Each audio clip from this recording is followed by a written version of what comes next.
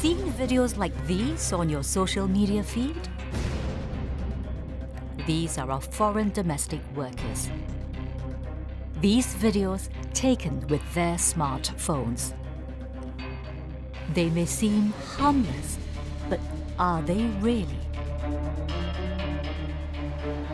Latest statistics from the International Labour Organization show that less than half of foreign domestic workers here are allowed free access to their mobile phones. So in this episode, I'm deep diving to find out how some of our domestic workers are using their smartphones and if restrictions on their mobile phone usage are justified.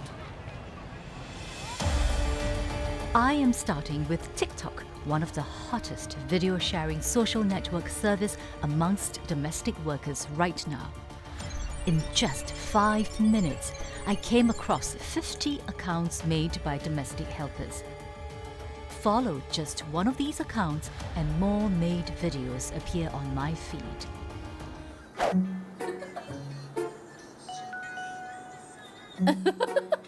She's quite talented, you know. Yeah, I wonder, don't they think their employers go on TikTok too, or that their employers are never Whoa.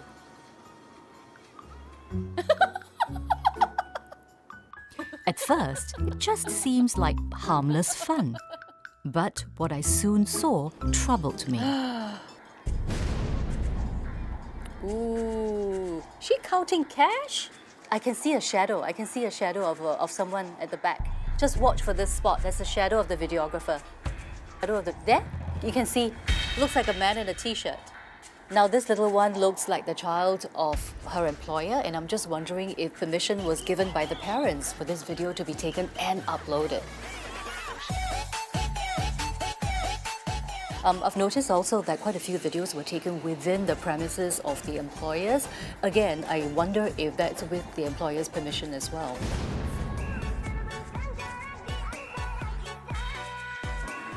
Ouch.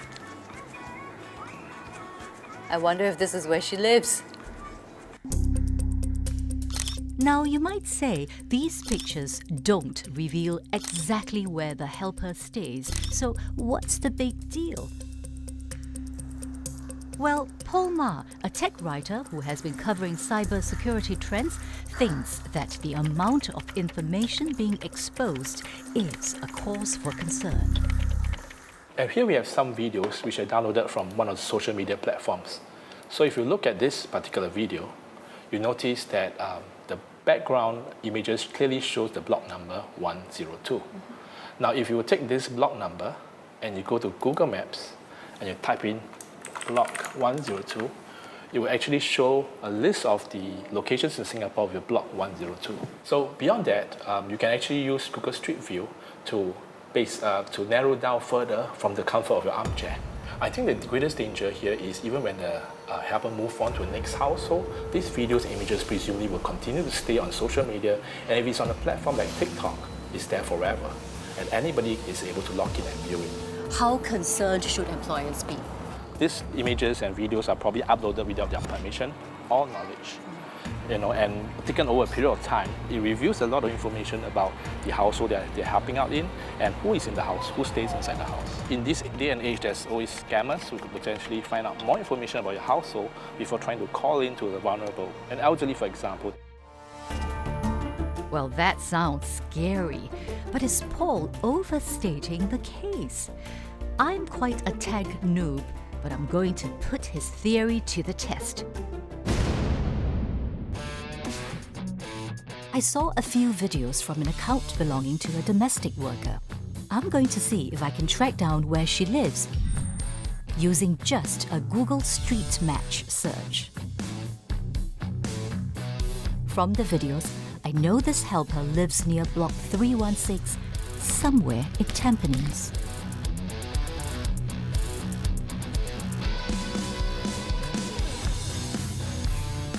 I've set the Google map to block 316 and it has led me to this location.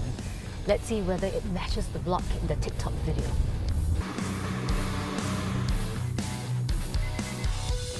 Okay, I am at block 316 according to Google Maps, and it really does look like the picture from the TikTok video, which means that the video was probably filmed from across the street in that direction.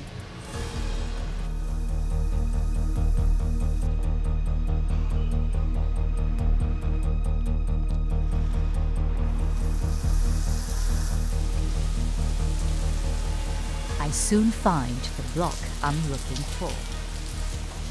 Okay, this looks like the right lift. Here we go. Okay. I think I found the unit. It actually does look like the screen grab that I printed out from the TikTok video. So, as you can see, the windows look shuttered and the door is closed. I'm not sure if anybody's home, but I'm gonna try and find her.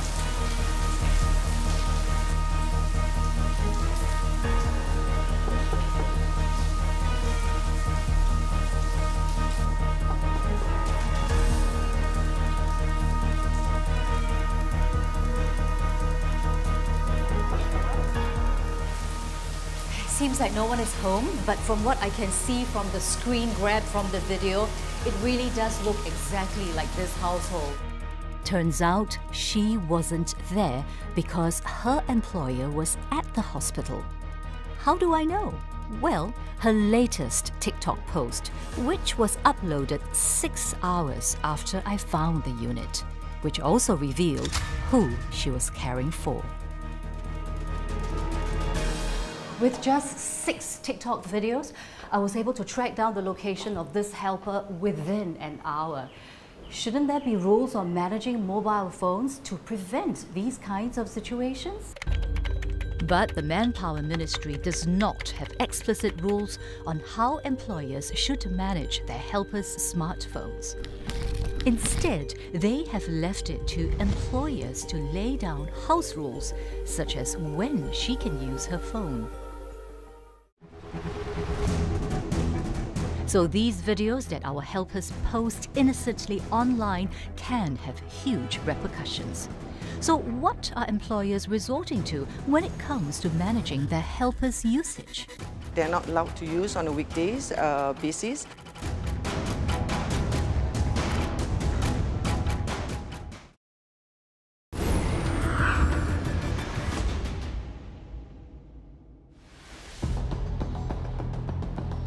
I've found that severe data breaches are possible when our helpers use their smartphones. But is that the only problem that employers have with domestic workers?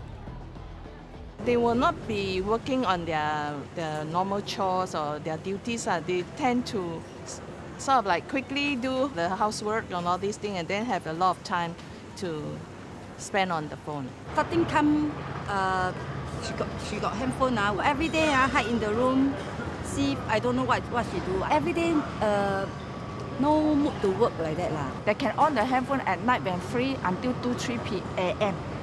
You know, that's why. So the next day morning when they wake up, they can't concentrate the work because there's not enough sleep. Especially those have small kids, they have to look after. You know, it's not fair for the employees. I have a helper, and her being distracted was my biggest cause of concern when it came to mobile phone usage. But I found out earlier that the oversharing of information by helpers is a bigger cause for worry. It's no wonder that employment agencies like the one operated by Nolina Muhammad Saad insist only on bringing in domestic helpers who agree to very restricted phone usage. What do you tell the maids about handphone use? They're not allowed to use on a weekdays basis. It will be kept by the employers, but they can use it during the weekends. Why did you do that? Employers may not want the maids to be taking pictures, to be communicating with the families because the maids may have a lot of distraction and not focus with their work. But of course, on a daily basis, the employers will provide them a normal cheap 3G phones for the employers to reach out to the maids. This seems like a rather harsh policy. I think I agree with you, but I think it's also protect the employer as well as the maid. I think if the maid agrees to accept that and the employer is happy with that, I don't see there will be any problem in the long run. When you say agree, is that agreement in black and white? Is it in the Yes. contract? Yes, I make a contract for the maid to surrender the phone to the employer. You know, I never thought the restriction on handphone usage would come from the agencies. But what happens if the employers insist on such restrictions? Noraini Abdul Wahid found out the hard way. The mother of three was at the brink of renewing her helper's contract until she discovered that her helper had obtained a phone secretly. Hey, Rain. Hi, hello, welcome. Thank you. This way, please. I'll show you the room where she's supposed to be and where I found her using the phone. Okay. This is the kids' room. Kids are sleeping and she was actually seated here with pillow holding onto the phone. So from outside I can see the light from the screen. So I came nearer and asked her what you're doing. Then she was like holding onto it and say, no, nothing. So I took it from her and snatched it and I bring it out. What did you find inside? And there was a lot of photography, photos and videos. Pornography? Yes, photographies, photos and videos. We have a spare room and I also found pictures of her taking selfies sexily on her bed. So I'll show you the room. This is the room where she took photos. In the photos, I saw that she's on the bed wearing just bras, so taking selfies. And she actually shared that photos with the boyfriend. After that, what did you do? We had a confrontation. So I was like asking her, where do you get the phone? She bought a second phone from her friends in the same building. After what happened, what is your stand on helpers and the handphones? I think handphone is really the roots of all evil. Yeah, I believe so. So I understand they're away from home. They miss their families, my kids. But, you need to show me something before I can trust you a phone. For many of us, our mobile phones are our lifelines. I, for one, cannot imagine being separated from it because it keeps me connected to my work and personal life. Which is why when Robina Navato was only allowed by her previous employer to use her phone after 11 p.m. at night, she called it quits after 2 months. Was this rule communicated to you at the beginning of the contract? No, not at all. So I never asked and we never talk about it. I thought I will try it first. I mean, I just started and I don't want to bring up like a negative thing with her already. Did that work for you? At first I thought it is fine. But then, as when I started calling my family, especially my mom, she said I'm already sleeping. How did you feel at that time?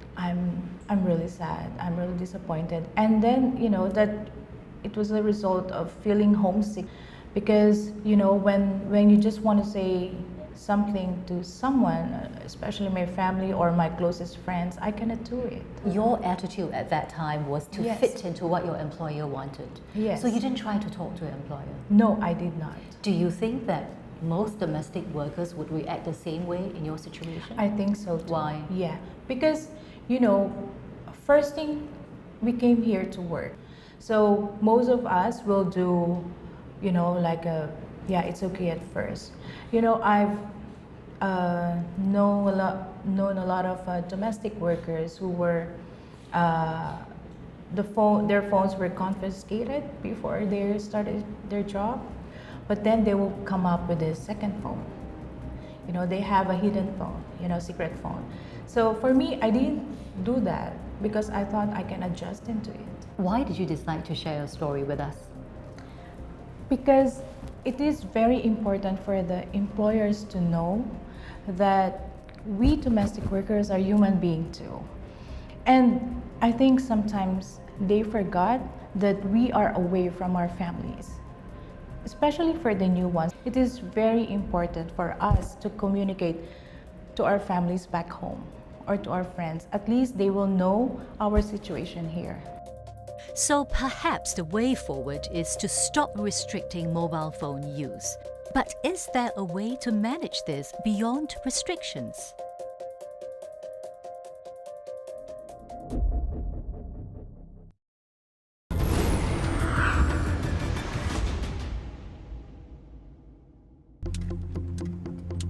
How our helpers use their mobile phones, especially on social media, can have dire consequences.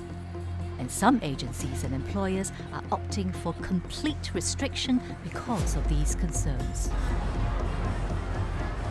Remember the domestic helper whom I managed to track down just by going through her TikTok videos? Well, I've got some screen grabs here at a popular hangout for domestic helpers. I want to find out if they are aware of the implications of posting such videos. Do you use social media like TikTok, Facebook and Instagram? Yes, What do you use? I have TikTok, Okay. Facebook, Instagram also. What do you post on TikTok? TikTok just for just for happy lah. Happy videos. Yeah. Where do you take these videos? In the room.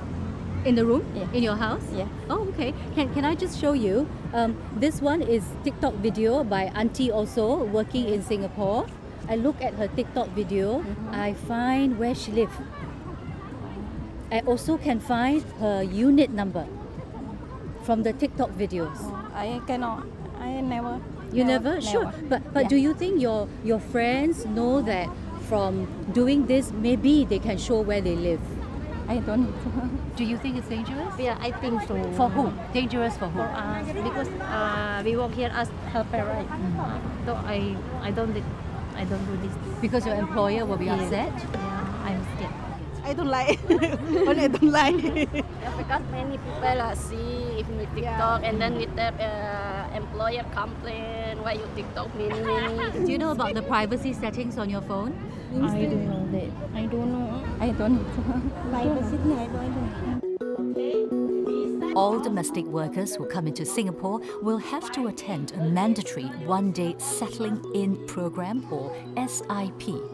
The aim is to familiarize helpers with Singapore laws and equip them with on-the-job safety training.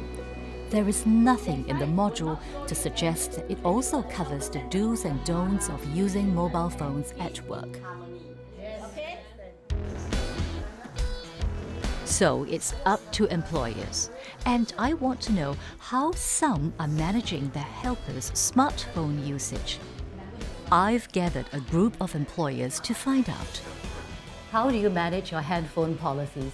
I allow her to use her handphone, okay, provided she finished her duties. But on the other hand, to control or to restrict her from abuse, from overuse, I do not provide Wi-Fi. So she will be using her own data plan. So the more she uses, the more she pay. So that, in that sense, she will know how to control and she will know how to restrict and self-discipline. When I signed a contract with the employment agency, the employment contract was actually 2 years no handphone policy. I told her there's no strictly no handphone policy until I assess your performance, but we let her call back every month. Yeah, through my Skype, no restriction on the call, the length of calls. But after that, she secretly got a handphone without telling us. So you must see where is the context coming from. She's afraid. So I gave her a chance. I said, okay, now we can use the handphone. It's clear that there needs to be a lot more education about handphone usage, both for employers and employees. So who should take the lead? Anyone? I would say the agency and the government, because the domestic helper, when they came to Singapore, they go for this settling in program. But the settling in program is only about safety of like windows wiping and all those. This settling in program should actually involve the do's and don'ts in Singapore for them as well. Yes, of handphone usage, not only about safety but also about privacy and all this. I feel that the agency at this moment are not doing enough. They can do more because they are the first bridge with the helpers instead of us. So they should tell them, okay, in Singapore, this is the rule, guidelines, these are the requirements, these are the things you have to expect before you come over here or before we bring you over here. It's clear that these employers want more to be done, both by agencies and the government. But before that happens, what can we do to teach our domestic workers responsible phone usage?